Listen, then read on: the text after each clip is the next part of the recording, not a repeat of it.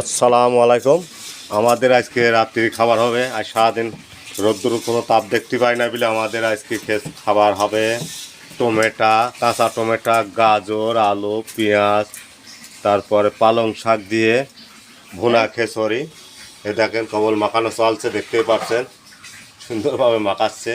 এবার দিচ্ছে একটু তেল, দিয়েছে হলুদ, কাঁচা ঝাল, তেজপাতা, এলাচের ফল, ডালচিনি, লবঙ্গ, জিরা, আবার দেখছে তেল। দেখছেন তেলের বোতল ফোটা করে রাখছে কিন্তু দেখেন ছিটে ছিটে, যেমন চানাচুর ভাজা লাড়া ঝালমুড়ি লাড়া বানায় না, ঠিক সেমন। দেখেন বাবুর্চি আপু হাসলো, খুব সুন্দর একটা হাসি দিয়েছে বাবুর্চি আপু। আপু আজকে কি এটাই খাবার আপনাদের?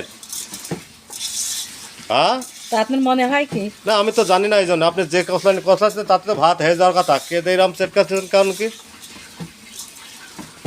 আমায় খাবেন নাকি? তা আপনি যদি খান তাহলে আমরা খাতে পারি। খুব সুন্দর একটা খাবার তৈরি হচ্ছে, আপনারা আসেন ইনশাল্লাহ। আবার দিয়েছে একটু পানি, এই দেখেন পানি দিয়ে দিল মাপ মতন, পরিমাণ মতন পানি দিয়ে আবার একটা ঘন্ট মারলো, ঘন্ট মেরে তুলছে, আবার একটা হয়তো জল দেবে, এই দিয়েছে। এই দেখেন এবার সুন্দরভাবে দিয়ে দেবে কৃষি ভিতরে, রাইস ভিতরে সুন্দর একটু বসাই দেবে দিয়ে। এটা হচ্ছে রাত্রি খাবার। আশা করি সবাই ভালো থাকেন, সুস্থ থাকেন। আজকের মতন এই পর্যন্তই।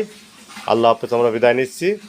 আমার একটি মেয়েও আছে সামনে, এই দেখেন কোলে উঠে আছে আমার সুন্দরভাবে। আম্মু ওই দেখেন তাকাচ্ছে, মনে হচ্ছে আমি ক্যামেরার ভিতরে। এই দেখেন ক্যামেরা ধরবে এখন। থাক থাক মা থাক, তোমার ধোয়া লাগবে না।